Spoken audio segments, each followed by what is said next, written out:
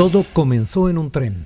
Discurría renqueante por la recién estrenada en 1908 línea férrea a través de la Axarquía malagueña. Pero uno de aquellos viajes humeantes llevaba a un pasajero extraño que miraba al mundo a 24 fotogramas por segundo. Se trataba de una vieja cámara de cine que aquel día de finales de 1909 soñó despierta y no se perdió detalle del camino que la llevó de Málaga a Vélez Málaga. No fue una película más. Aquel día cobró vida otra Málaga, una Málaga de cine. El tren es uno de los elementos más importantes de final del 19, principios del 20, tanto para traer y llevar personas como conocimientos, como ideologías, como absolutamente todo. Es la apertura, es un poco el internet de hoy en día, es la relación interpersonal y entre diferentes ciudades. Yo creo que si no se hubiera dado el ferrocarril, muy difícilmente el cine habría tenido la difusión y se habría establecido tan pronto. El 28 de diciembre de 1895, los hermanos Lumière realizan la primera proyección pública del cinematógrafo en el Gran Café de París. El público se sorprendía cuando un tren animado amenazaba con salirse de la pantalla. Apenas 9 meses después, ese tren, u otro parecido, hacía su entrada en el salón del Hotel Victoria de la malagueña Calle Larios. A todo tren, el cine llegaba a Málaga un 2 de septiembre de 1896 con una primera sesión en la que destacó el cuadro de la llegada del tren a la estación, según el diario La Unión Mercantil, cuyo primer, crítico lo reflejó así de impresionado. El espectáculo es admirable y sorprende la perfección con que se mueven las figuras. Sin embargo, los primeros rodajes en Málaga aún tardarían años en llegar. Por ahora no queda constancia de cámaras atrapando la fisonomía malagueña hasta aquel referido viaje del pionero operador Ricardo de Baños a lomos del vagón de la compañía Ferrocarriles Suburbanos de Málaga que recorría la Axarquía. En 2009 se cumplen 100 años de aquella tardía entrada de Málaga en la gran pantalla. La película, titulada así, De Málaga a Vélez Málaga, se realizó por encargo de un singular cine de Barcelona, el Metropolitan Cinemaway, que estrenó la película la Navidad de 1909 con el siguiente reclamo: estreno de un viaje por Andalucía. El Metropolitan tenía la forma de un vagón de tren y incluso la taquilla se tenía que pasar, tenían forma de billetes también las entradas. Se subía uno al cine y el cine no estaba quieto. Pues el mecánico, que era el Canudas, hizo toda una serie de elementos en el que daba la sensación de los traquetreos del tren al pasar por las vías. En realidad es todo una concienciación y unas sensaciones para el espectador de sentir este movimiento sin moverse del sitio. Algo que, claro, yo me imagino que para un espectador que no se ha subido nunca en el tren, como una atracción más. La sensación era la sensación de que alguien viajaba y las filmaciones se cogían desde la parte delantera del tren o desde la parte delantera del tranvía. El encargo llegó a las oficinas catalanas de Hispanofilms, cuyo director artístico, Ricardo de Baños, ya había trabajado en otras 2 películas ferroviarias para el Metropolitan Cinemaway, Un paseo por Valencia en tranvía y la urbana e hipnótica Barcelona en tranvía.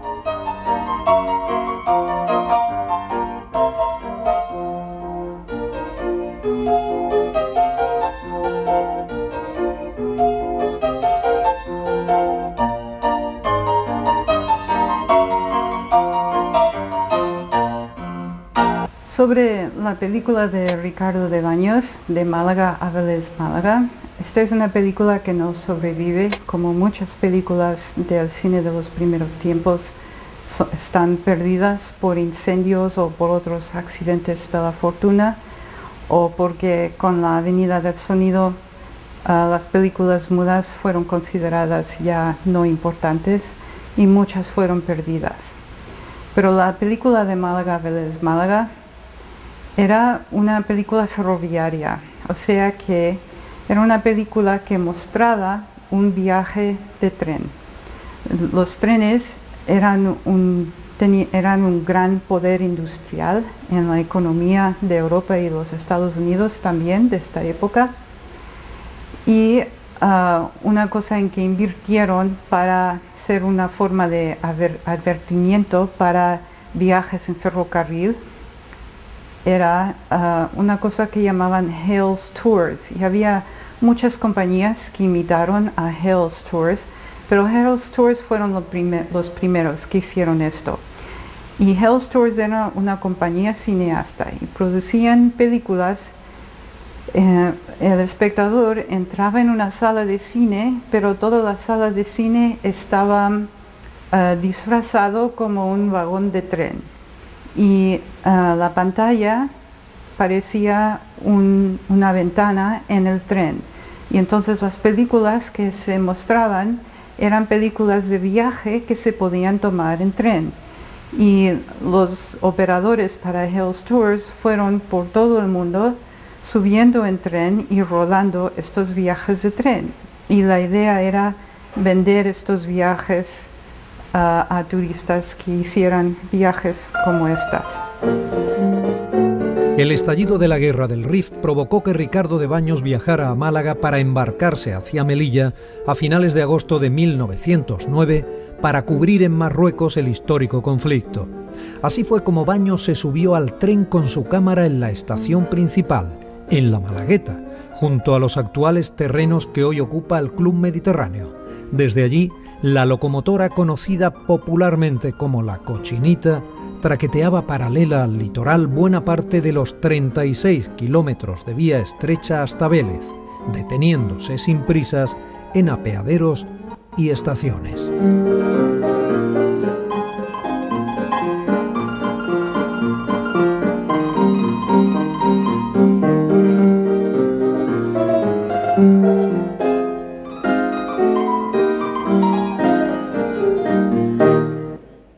Hoy nos resulta asombroso observar aquella misma Cochinita, pero rodada en 1954, permitiendo a la bella Maureen O'Hara escapar de los malos en el film Fuego sobre África, un antecedente con protagonismo femenino del género de espías a lo 007.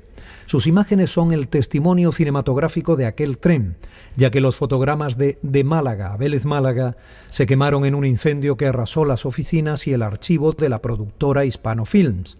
Ese fuego nos robó aquellos primeros fotogramas rodados en Málaga.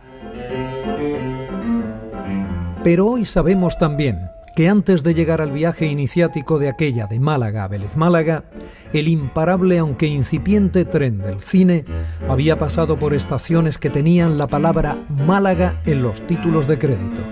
Y la primera estación rastreada nos lleva precisamente hasta Lyon, a la fábrica de película de los hermanos Auguste y Louis Lumière. Corre el año 1898.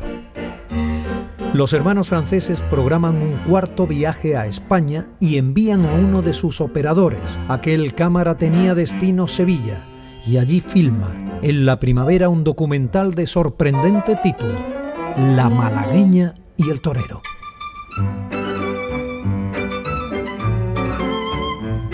La malagueña y el torero, incluida en una serie titulada Danzas Españolas y rodadas a cámara fija en una sola toma, está muy lejos de ser una fiel recreación de la malagueña de baile o del flamenco, que son posteriores.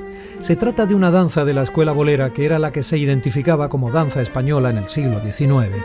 Los actores interpretan un curioso cortejo entre dos toreros que pretenden a dos mujeres malagueñas. En todo caso, la película nos detiene en una de las estaciones que confirman la existencia de Málaga desde su título, en los albores del cine.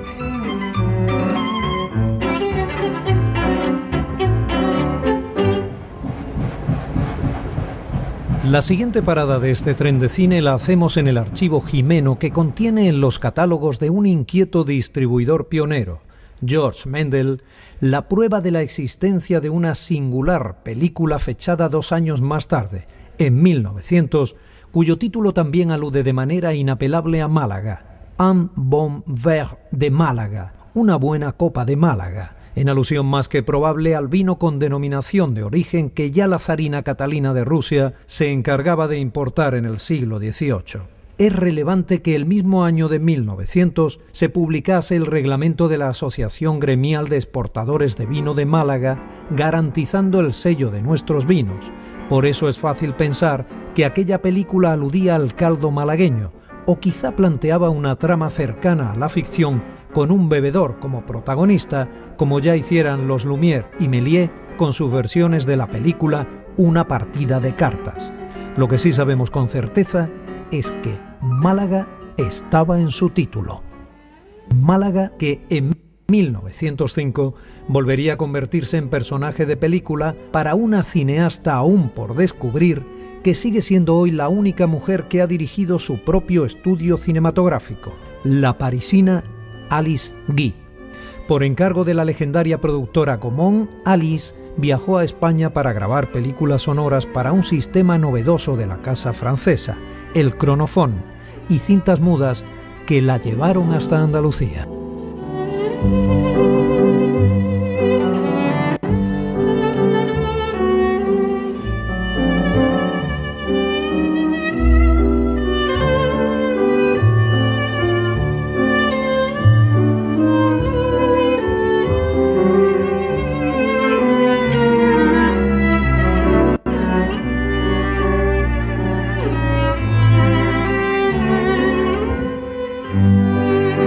En 1905, Gaumont mandó a Alice Guy con su operador de cámara Anatole Tiberville a España para rodar unas películas mudas y también películas cronófonas.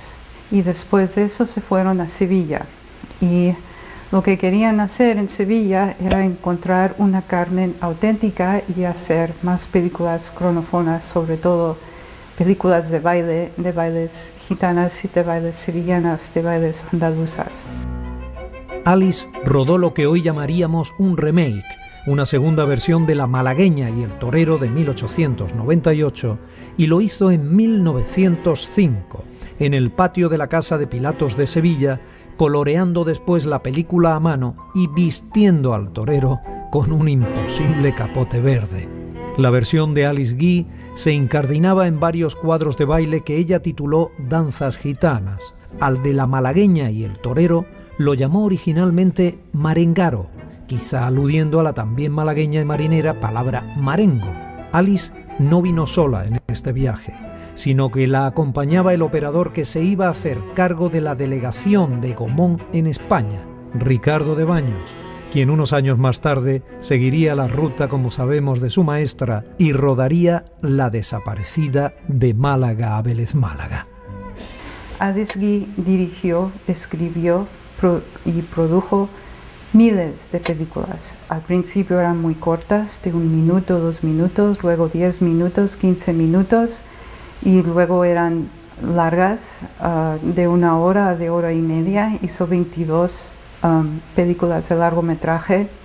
De todas esas miles de películas, hoy en día tenemos alrededor de 130. La historia de la pérdida de sus películas es muy común. Vemos el mismo ejemplo con Ricardo de Baños, que también hizo muchas películas y solo sobreviven algunas. Y es una gran lástima, es una gran pérdida. Y así fue llegando este viaje a su destino, aunque el tren del cine seguiría parando en Málaga en adelante. La prueba de ello son estas imágenes de la película Un día por Málaga, fechada entre 1913 y 1916 y realizada por José Gaspar. Una donación anónima ha acabado convirtiéndose en la primera película rodada en Málaga que sí conservamos. La Filmoteca de Andalucía afronta actualmente la restauración de sus imágenes, que nos descubren un paseo inédito por Málaga, desde el parque al recordado Cine Pascualini, pasando por las iglesias, la todavía entonces poderosa industria malagueña, el mercado de Atarazanas y, como no, la estación de ferrocarriles andaluces. Vistas en perspectiva, resulta apasionante que ahora celebremos que detrás del traqueteo mudo de aquel viejo tren que iba de Málaga a Vélez Málaga, respiraba hace 100 años esta provincia llamada Málaga, vinculada al cine ya para siempre.